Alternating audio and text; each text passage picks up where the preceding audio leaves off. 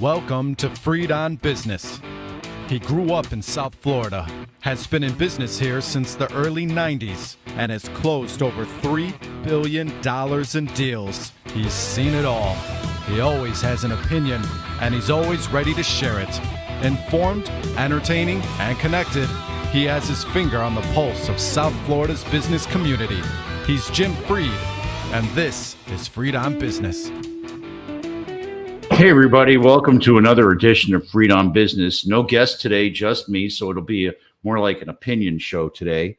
I really want to thank our friends at Opal conferences, especially Dan Mador, who made sure that I got invited again for another year to the Opal Real Estate Conference and Family Office Conference and ESG Philanthropy Conference that they just had up in Palm Beach. I've spent the last couple days up in Palm Beach meeting a whole bunch of new people, seeing a whole bunch of old friends. High five to Jay. High five, I said, to Dan. We've got a lot of different people that I met, a lot of venture capitalists, real venture capitalists, people that invest in startup companies. We met with a bunch of fund managers and a bunch of real estate operators, a bunch of RIAs, registered investment advisors. And so I got some very interesting opinions from, of course, family office, single family office, multiple family offices. I really not supposed to mention any of their names. So just suffice it to say that everybody there was tremendous. Shout out to the glue people that were at the table. That's they know who they are when they're watching.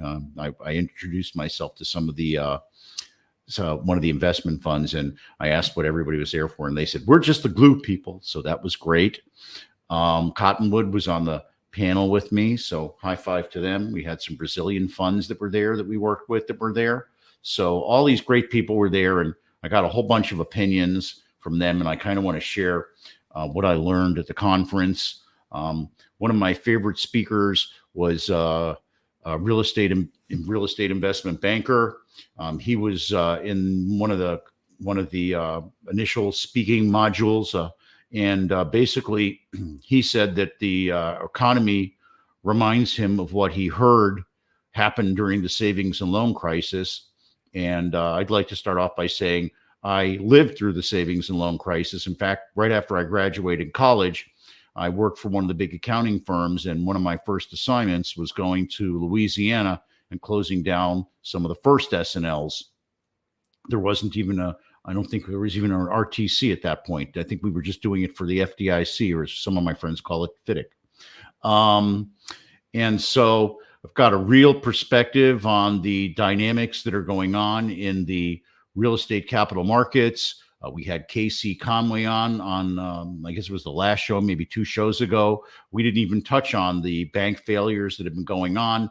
Obviously, with SVB Bank, it was a real easy one to see. The first thing that we learned in real estate when I got my undergrad at UF, Real Estate Center for Study, Real Estate Center, was that the different lenders have matches in their terms. The life insurance companies go long because they have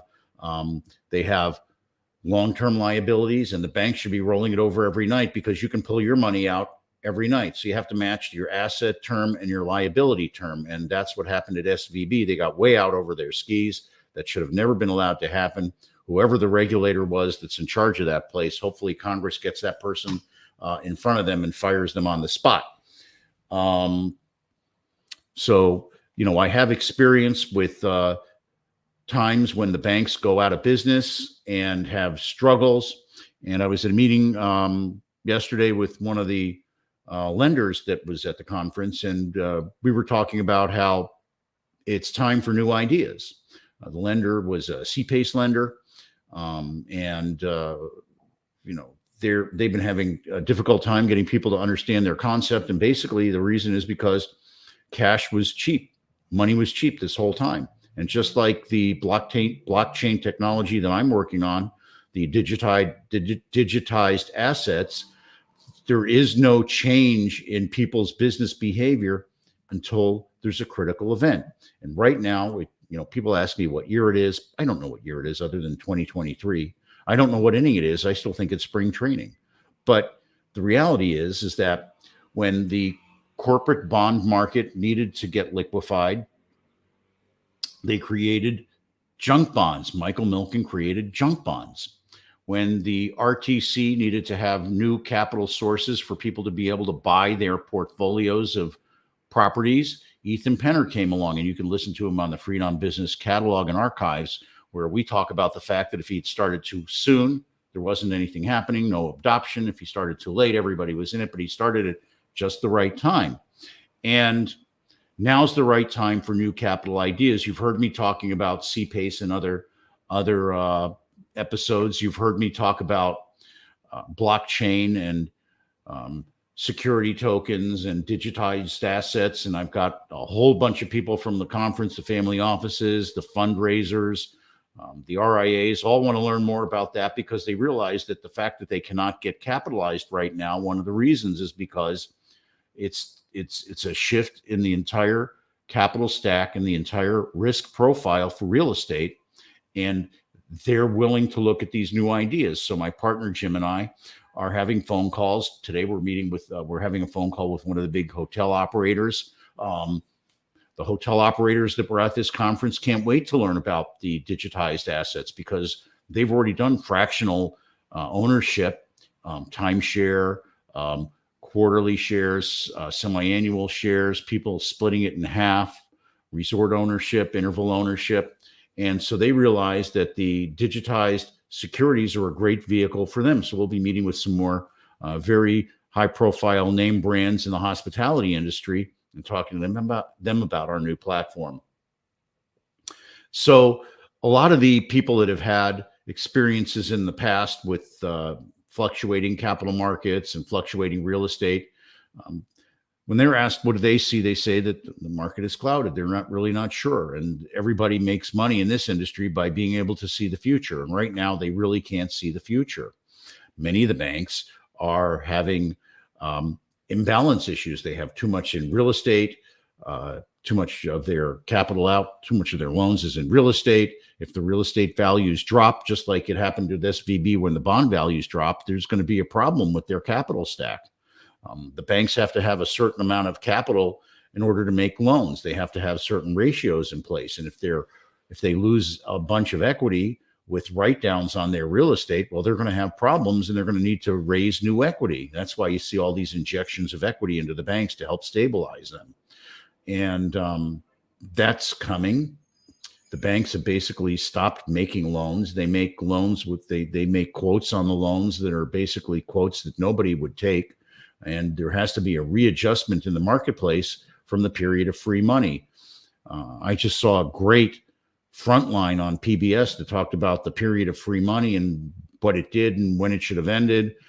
We can all debate on the public policies and who's responsible and everything like that. But the fact of the matter is that inflation was driven by a lot of extra money, and interest rates were kept really low. And that acted like sugar to a diabetic to the development community. Now the development community, needs to get used to a different capital source, and capital is scarce. When capital is scarce, you need that. This is another thing that the family offices were talking about. They're going to need to have cash and refinances.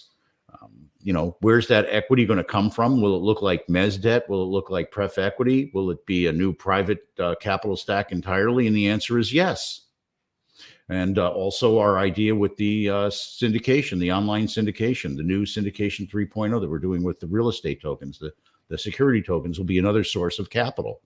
So all of these will depend on what source you're on. If you're going to get your money from an overseas source, it'll probably come in the form of debt. If it's going to be a U.S. investor, probably equity. And you'll want equity because you want to go back to them if you need more. And believe me, if you can't see the future, you may just need more equity. So this is going to be the era of private debt, of private equity, and the debt funds will be very big players. I'm talking to a number of debt funds right now, helping to recast a number of the deals that I'm working on.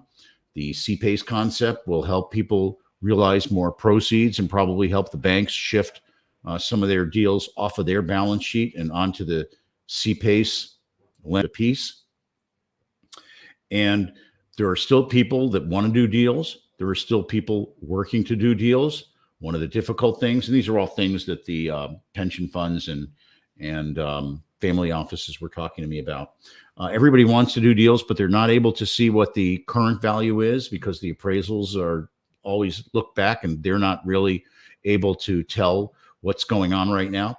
They also want to keep their powder dry, which is going to create problems because people don't know when to re-enter the market. Now, there's so much capital waiting to enter the market. I don't think we're going to see a doomsday situation where there's just a bottom that falls out. I think that you'll see the market stabilizing. I don't know when, but the residential loan market, loan rates have gone from over 7% to now in the upper sixes again. So we've seen a stabilization. And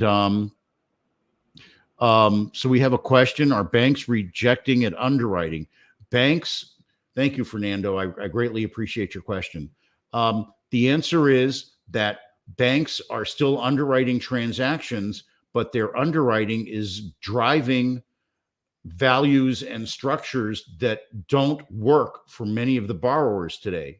So the borrowers are telling me we have to go retrade our equity partners. Well, the reality is that the smart equity partner is going to understand what's going on, and it's better to have a little more equity and a little less debt, because one of the issues we're seeing is with the rising interest rates and the unstable valuations, that people really don't know what debt is. I mean, what value is. So people may say, we'll give you X amount of loan to cost, but they also want to benchmark that against what they think loan to value will be, because they always, the minute they make a loan, they want to know what the exit for them is. So they're also stress testing what the loan you'll get to take them out is. And they really, a lot of them did 3 and 5 year mini perms. And again, remember, with the mismatch of term, your deposits, their liabilities need to match up with their long-term assets, which are the loans. So it's going to be difficult. They're going to want to reduce the amount of debt that they have on any given property. And, again, there'll be creative solutions to do that. One of the groups that we're talking to today after the show is going to look at the securities tokens, and they're going to go to mom and pop and institutions to see if they can sell them equity on a fractional basis. I'm getting Mr. Mendoza telling me it's time for a break. Fernando, I hope that answered your question. If not, ask me a follow-up. I'm happy to answer your follow-up. And Mr. Mendoza, the rest of the time is yours until I come back.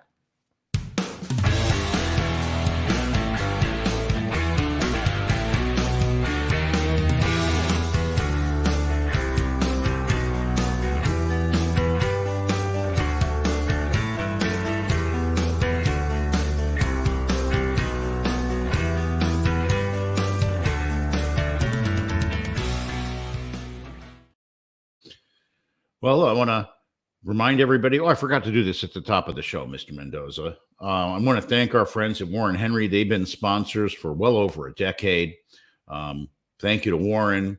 Thank you to Eric. In fact, Eric was brought up to me by one of the family office people. They know Eric from a trip they're going to be taking together. Eric is a very forward-looking futurist in his own right, and a lot of the people I know really enjoy talking to Eric Day, who helps guide Larry and Warren over at Warren Henry Automotive.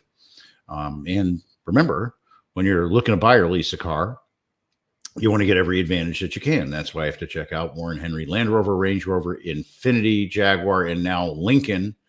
I should get my Lincoln hat. Maybe I'm going to go in a minute and get my Lincoln hat on for them. If not, remind me next week, Mr. Mendoza. Put that in your notes. We'll wear the Lincoln hat for everybody next week. Those are all up in 151st and Biscayne, their gorgeous showroom that they have. They've got all the little Matchbox push-outs where you can see all the cars. It's gorgeous, clean as a whistle. Then in Gainesville, they have Audi, another gorgeous store where they have those beautiful Audi machines. Down in the Keys, where I have yet to visit, and I guess I'm going to go down there this summer. I keep threatening myself that I'm going to go down there. So we're going to go do the drive down to the Keys and stop in at the Warren Henry Automotive store down in the Keys, where they sell everything. And of course, they've got their new store down in South Dade as well, where they sell Land Rover and Range Rover. What do all those cars have in common? They're all great cars, and they all come with the Warren Henry Advantage. Everybody who watches the show knows by now that that's a long list of services that they give. It starts out with, if you need a loaner, you call up Maytel Stark, my favorite service representative over there. Been my service person for like a decade at least. Maytel will make sure you get the right loaner. You get a loaner. I've lost my keys. Everybody knows that. They've replaced my keys. They know that I like to park close to the curb, and I scratch up my rims all the time. Warren Henry will polish up those rims. They'll give you great value. They'll guarantee you great value on the trade-in. They'll guarantee that you're getting the best price on your lease or purchase. They'll give you 72 hours to exchange your car. Nobody really does that because they're great cars. So join me, my mom, my beautiful wife, Vivian. We're all members of the Warren Henry family. Lots of my friends, lots of my customers. My clients, they're both the same. We're all members of the Warren Henry family. You should be too. Always the best price, always the best service, always Warren Henry.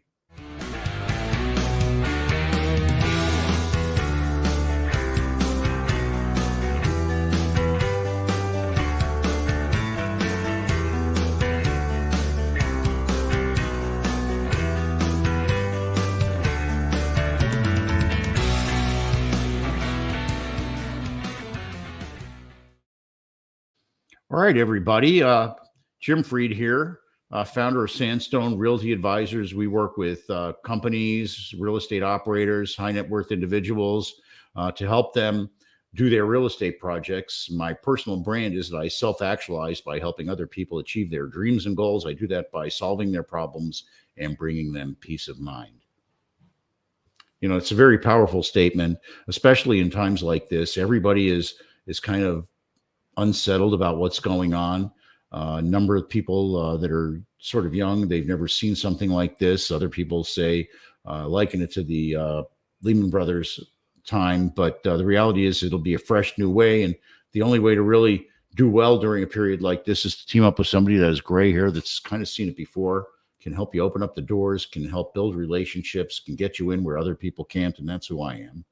I have clients from all over the world that trust my judgment. Brazil, Australia, New Zealand, India. We're working with people from everywhere right now on both the blockchain, digitized securities, as well as the traditional capital markets. People that are having trouble getting their deals capitalized, they call me, and they know that whenever they call me, it's always all about you. Welcome back to Fried on Business. Connect with us on LinkedIn, YouTube, Facebook, and Twitter at Jim Fried or at Fried on Business, and on Instagram at Jim Fried1. Now, back to your host, Jim Fried. I want to thank everybody for watching and tuning in on all the different social media channels. We get questions from a lot of people. We've had them off of LinkedIn, off of Facebook earlier today. Still waiting for a good one on Twitter, Instagram. So if you're out there and you're getting social, don't forget, just hit us up. Mr. Mendoza will pass along the question, and we really appreciate everybody participating. This is a one-person opinion show today, so I want to thank everybody for listening.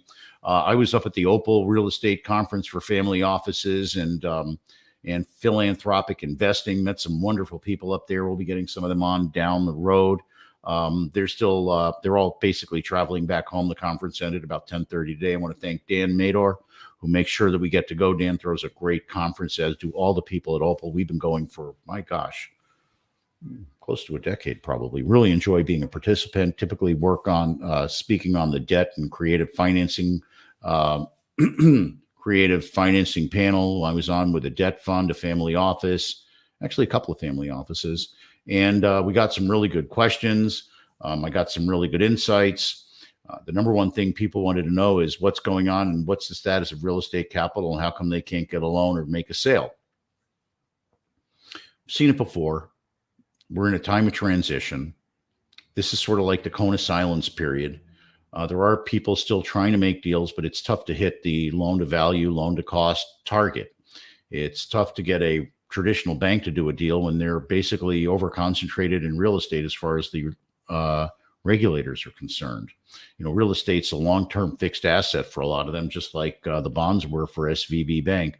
So there's going to be a deleveraging period, or a time when the banks are going to have to mark their assets to market, take either a hit on capital, raise new capital, merge. This is all probably going to happen, but it's a natural cycle. It's something to not be afraid of. It creates opportunity. I could basically look at my personal resume and tell you when each one of the real estate cycles turned, because I switched jobs and found something even better to do when I switched. So anybody who's out there who's nervous about what's going on really needs to look at it as an opportunity.